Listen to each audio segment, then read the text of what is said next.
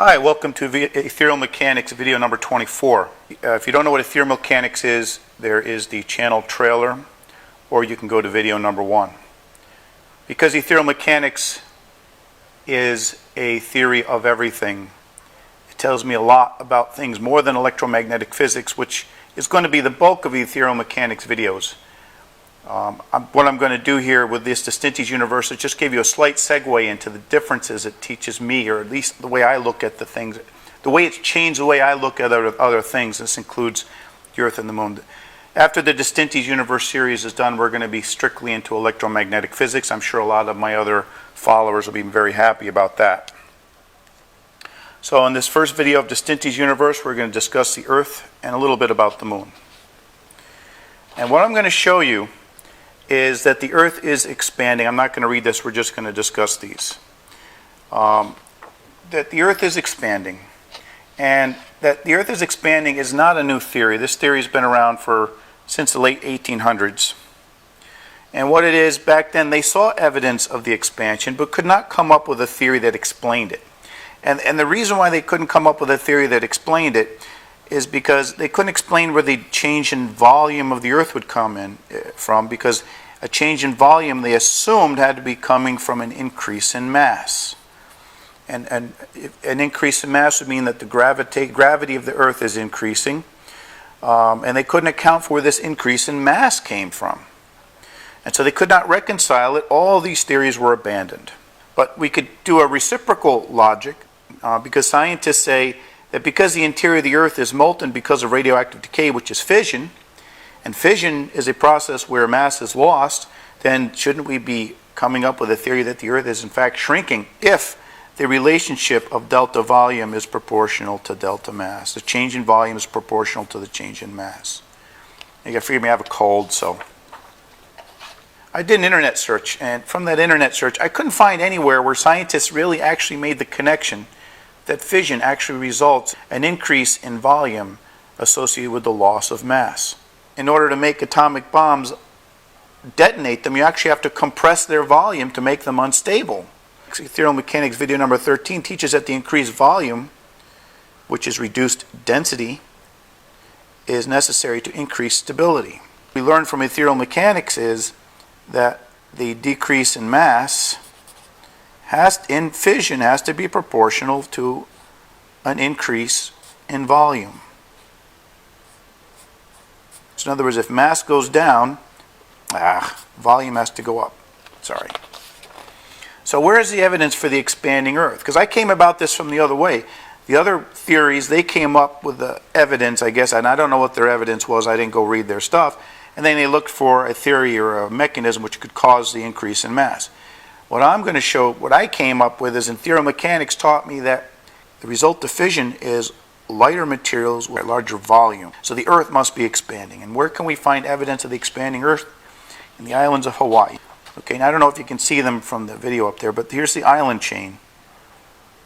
Okay, this is the Hawaiian Islands as we know them today, but this burn through, that's what they consider it, burn through has traveled. As the plate moves this way, the burn through just keeps moving or staying in one place, even though the plate shifted. And you can see the past history of the burn through for the Hawaiian Islands. What I'm going to show you is that plate tectonics has something to do with the burn through in the middle, and this is a way to show that the Earth is expanding. So let's look at standard plate tectonic theory. Standard plate tectonic theory says that somewhere over here, ocean crust is being created, it's moving, and then over here it gets subducted, where it gets melted and it's recycled. That's standard theory. And what they believe is that the creation rate and the subduction rate are the same, therefore the Earth is a constant mass and volume. So let's look at my first theory. I got two different ways to show that the Earth is expanding. Let's go back in time and say that this is the ocean plate over the mantle, and this is the granite plate of a continent over the mantle as well. And then what happens is, later on, the Earth widens, and you can see it by this darker mantle here. Now what's going to happen is the plate's going to retain its shape because it's stiff, and so is the continental plate. And this is going to cause the hotter elements within the mantle to rise up and accumulate into these caverns that are now caused. And therefore, there's going to be a burn through at the middle of the plate, a volcano. Or over here, there's going to be something like Yosemite National Park. But then after a while, the plate's not going to be able to hold the stress, and it's going to fracture down. It's going to flatten down, and it's going to cause fracture lines to appear. In some places, magma is going to pop through, creating little undersea ridge lines. In other places, it's just going to cause a depression. And from this, you're going to see an on-again, off-again nature as the Earth expands and then the plate cracks, and the Earth expands and the plate cracks, and the Earth expands and the plate cracks. And so you're going to get an on-again, off-again burn through, as you see as the island chains show you. And over here, I don't know if you can see it from the video, I don't know if there's a contrast. You can go on to Google Maps and look at this. You can see these fracture lines in the floor plates. And wherever the biggest fracture lines are is where you have the biggest island chain. So there's over here. And you have a burn through area or a seep through area over here. Okay, but there only needs to be one tectonic plate showing this burn through in the center. But are there any other tectonic plates with volcanoes in the middle? Well, here's the Pacific plate, which we just looked at, which has the Hawaiian Islands. And then you have the Australian plate, which is a little bit bigger, kind of extends over here. And in the middle, if you look for all the volcanoes, they're right on the left edge of Australia. Couldn't find any on the middle of the South American plate. The Antarctic plate, they're all down here, which is pretty much in the center of the plate. The African plate, you got Mount Kilimanjaro to Madagascar, is where the majority of the volcanoes are. And as far as not volcanoes at the edge, volcanoes in the center. Nazca plate, they show there's undersea, and we're going to look at the Nazca plate later.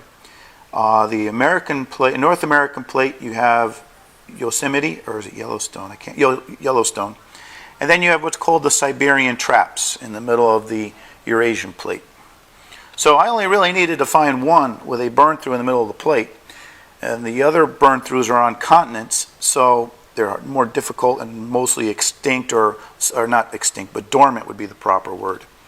The Nazca plate and the Pacific plate are the most active examples.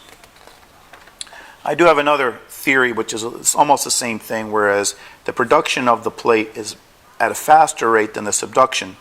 So the plate's actually being pushed up, allowing the cavern and the burn through, and then eventually the mantle expands to fill the gap, and then it settles down. I don't think this is as good as the other theory, but it doesn't really matter, because a burn through near the middle of a plate occurs because there's a mismatch between the curvature of the plate and the curvature of the Earth. And you can read this. This is a notable mention from the wiki article about the expanding Earth theory. So what's causing the interior of the Earth to expand? What we learned from video number 21 is that there's a cooking down process going on in fission. Therefore, the elements deep in the Earth, because they're deprived of ether and they're under tremendous stress, and therefore they're unstable and they cook down. That's the new term. I called it popping in video 21. I change it now to cooking down. I like it a little bit better. What happens, though, is they cook down into elements of lower mass, okay, which releases energy. This release of energy keeps the Earth molten, but the resulting components of fission have greater volume. And all you have to do is run through a couple equations to show you. So let's assume that iron cooked down into aluminum. There's enough protons and electrons in one molecule of iron to create 2 molecules of aluminum. So if we go and look at that, we find out going from 1 mole of iron to 2 moles of aluminum, we get a 3% loss of mass. But the volume increase is 3 times, factor of 3. And the energy released is 1.7 times 10 to the 14 joules. But ethereal mechanics says everything in the universe is eventually going to cook down to hydrogen. Matter of fact, the bigger a planetary body is, the faster it'll get to hydrogen, and you just have to look at Jupiter to see that. 1 mole of iron can cook down into 26 moles of hydrogen as a single, not as hydrogen 2. And that's a mass loss of 53%, and a volume increase of a factor of 3,700. I don't know if I did that for H2 or H. I think I did that for H2. So this might actually be half. They might be off by a factor of 2 somewhere, but it doesn't really matter. It's a significant increase in volume for a 53% loss of mass. And what's the other evidence that the Earth is expanding? Since the Earth is cooking down at a faster rate because it's more massive than the moon has a very slight interior molten part. Therefore, the mass of the moon is remaining more constant than the mass of the Earth. And therefore, the Earth is losing gravity, its gravitational force on the moon, faster than the moon is losing mass. And so therefore, the moon is actually receding in orbit. And that's kind of strange because if you go online, scientists say some of the reason why there's heat in the interior of the Earth is because of the tidal forces created by the moon. Well, if that's the case, the moon should be losing altitude, not the moon should be falling into the Earth as it loses potential energy. But no, the moon is actually falling away. That's because the Earth is losing mass and therefore losing its gravitational pull on the moon. Dirac.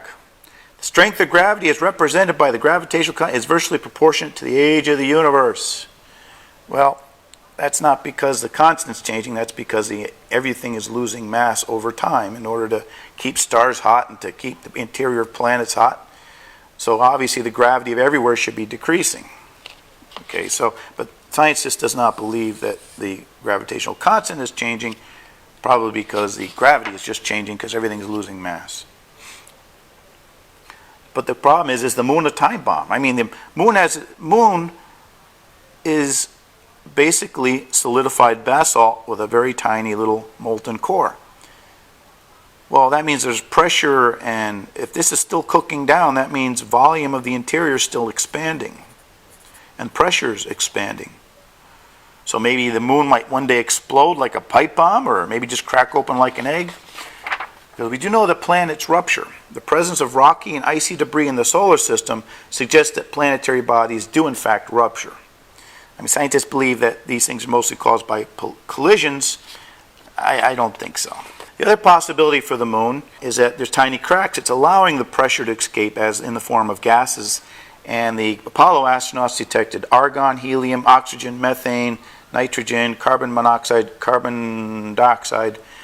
And the reason why I think this is and or here, if you read that, is because I think they had limited room for very specialized equipment, and I think these are very simple detectors that would give a positive either or these two things were present. So I don't really think oxygen was being produced. I think methane was being produced. So how did the Earth form? Well, much, much greater than 4.5 billion years ago, and this is, again, my theory. I wasn't there, no one was there, so anybody who has a theory that says how the universe or anything formed way back when is making a guess based on observations today and projecting backwards. That's the best we're going to do, folks. Okay, the original sun ruptured. Okay, it's not a nova. It takes a much bigger star to go nova. This is just basically a rupture. Maybe basically you want to call it a solar flare on steroids. Okay, we'll have more details about that in the video of the sun. And because of this, the sun ejected many blobs of different molten elements. Chemical bonds are too delicate to hold up under the stress of the interior of the sun. So the only thing that the sun could have are plain old ordinary unchemically combined elements. Okay, therefore no rocks came from the sun. Gases didn't go very far because they don't have very much inertia. So at this point, everything debris orbiting the sun at this point are just metallic asteroids. And then they collected together to form planets and planetoids, and one of these bodies was the Earth. So here's how Ethereal Mechanics explains this to me. And this is inferring. I have no proof of this. This is just an inference from the models. The Earth started off about half the diameter of the present-day Earth. It was nearly 100% iron with some uranium and thorium, and the atmosphere is iron vapor, and there's no moon. So at once, the iron begins cooking down into lighter elements, and lower down, because it's too hot for chemical bonds to form, just pure elements are being cooked off. The biggest quantity of things being cooked off is silicon and oxygen, and I tried to make these proportional, but as you get toward this top where things are cooler, things start combining, and you notice oxygen loves everything. Oxygen combines with silicon to form silicon dioxide, which is sand. Then you get aluminum oxide, potassium oxide, sodium oxide, calcium oxide, iron oxide in two different forms. The lighter materials like carbon dioxide, methane, helium, nitrogen, and I don't know if there's an oxygen with that or not, because I think it can go to NO and NO2, I'm not sure. And perhaps maybe even just a tiny little bit, just a little bit of water form the atmosphere, and this stuff keeps off gassing. Then a thick layer of molten basalt forms, because guess what, folks? Everything that I showed you up here that oxygen loves to combine with, metals combining with oxygen, is basically basalt, which is magma, with a little bit of contamination of uranium oxide and thorium oxide. And because this is really hot, this layer is really, really hot, still like magma, actually, because it's the beginning of the mantle. Any gases that form just bubble through. Now the problem is those gases keep cooking through and they form an insulating barrier, locking in the heat. And so what it does is it prevents the outer layers from sufficiently cooling to form a rigid crust. Okay, and so the outer layers just stretch to accommodate the expansion of the planet, if they're not molten enough just to flow. But the surface is too hot for liquid water, and liquid water is critical, and we're going to cover liquid water in the next video. And this is where Venus has stayed. Okay, Venus has just been cooking down and stretching because the atmosphere is just keeping the heat of the interior inside and keeping the planet hot. People say, well, this is hot because of global warming, runaway greenhouse stuff. No, I'm sorry. The rotation of Venus is too slow for that to be runaway greenhouse. Because if it were runaway greenhouse, the sun side of the planet would be boiling hot, and the other side of the planet that's away from the sun would be so damn cold that everything would condense.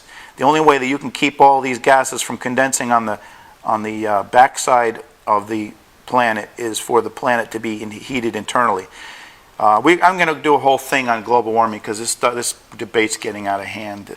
But what happened to Earth, a miracle happened about 4.5 billion years ago. Earth was struck by a sister object of about the same size.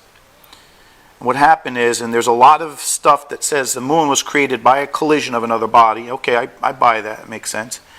But the way I kind of reasoned that it had to work out is the mantles that these things had formed. Okay, most of that mantle got peeled off to form the basalt of the moon, and a little bit of core material went along with it.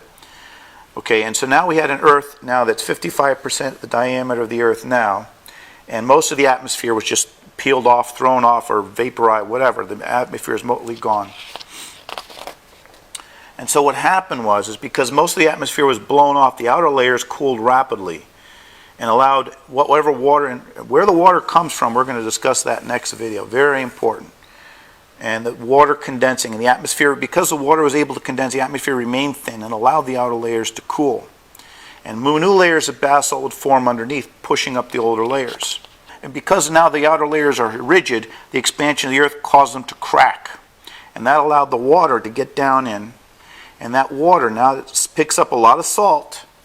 That salty water over many, many, many, many eons, along with the heat and bubbles of magma coming up, is what causes granite. The hot water, hot salty water in contact with the magma is what allows the heavier elements, because what you need to do to make basalt, a granite out of basalt, is you got to leach out the iron and the calcium. Okay, and because granite is now a porous rock, the water can just penetrate through this, and it can slowly, with the heat and the salt water, big plumes of this stuff can be turned into granite over a long, long, long period of time. And we're going to talk more about granite in the next video. But the important thing is, okay, granite is formed in large domes. That really should be in the next video. But as all this granite forms, there's cracking. Oh, I forgot to show the cracking. All kinds of cracking and forms, all kinds of underground caverns. And some of the helium that doesn't go up and the methane that doesn't go up through the chimneys, the vents, gets trapped in the rocks. Because when they do oil and natural gas drilling today, usually when they hit a pocket, the first thing they see is helium before they see the natural gas. And so this helium obviously doesn't come from life forms. It's part of the cooking down process of the Earth that got trapped, whereas most of it just went up. So about 3.5 billion years ago, granite creation and mantle expansion have been going on for about 1 billion years.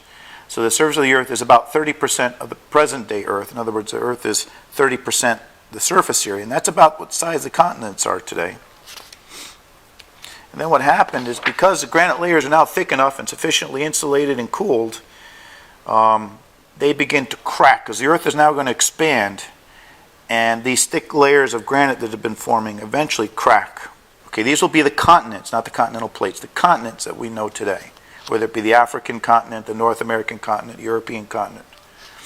Okay, so those continents will be the only continents that the Earth will ever know.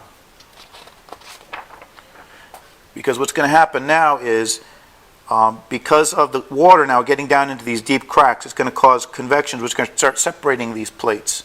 And there's going to be no new granite creation except by these little convection plates here, the ocean floor plates. And from this, there's a new mountain building theory I've come up with. There's a lot of theories on line about how mountains are created. Here you have the ocean floor plate, and what happens is in the mid-ocean rifts, okay, because the salt water is getting down into there, it's creating granite. And the granite, okay, and then as the plate expands and the granite is going to be transported, sorry, I should have shown that all the way across, and then eventually that ocean plate. Now these plates will never get to the same density as the continental plates because they don't live long enough. Okay, so this is the only place now where salt water is getting down into any volume to help create new granite, but that granite is lower density than it is in the plate, and it's being transported. And then as that plate goes under the continental plate, the basalt melts away and is recycled, but the granite blobs float to the top, and they start pushing up the plate. And this is how I think that the Andes Mountains were formed, because the Nazca plate goes this way. And the plate here of the ocean is 10 kilometers thick, but the plate underneath the Andes Mountains is 60 kilometers thick. And you can see here, I don't know if you can see from the picture, but there is the central volcanic chain that's passing, and you can see the fracture lines go a little bit differently here. I can't know if that's the printer. But definitely it gets subducted. You can see the deep cavern here as it's pushed deep, and then it deposits all of its stuff here underneath on the back side. And this is a profile of the Andes. This is South America. This is the Andes, the Nazca plate, which is going this way. The normal continental thickness is 40 kilometers thick. But as this plate gets subducted, it's piling up all kinds of debris here, which is cracking and forcing up the Andes Mountains. This is proportional. These are the length isn't proportional, but I made the depths proportional. So what's the beginning of the end of the Earth? And the reason why it's the beginning of the end of the Earth, because the end of the Earth is going to be the Earth turning into a complete ball of hydrogen, just like Jupiter is. So I'm figuring in about 2 billion years' time, the diameter of the Earth is going to double approximately.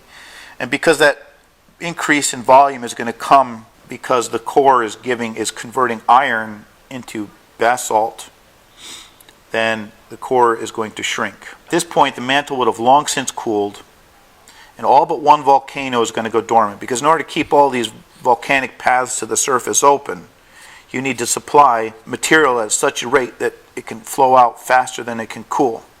So eventually what's going to happen is these things are going to cool and they're going to plug, and because the volume is slowly decreasing, the amount of material is decreasing, and eventually the volume is only going to have one place to go, and that's going to end up in a final volcano.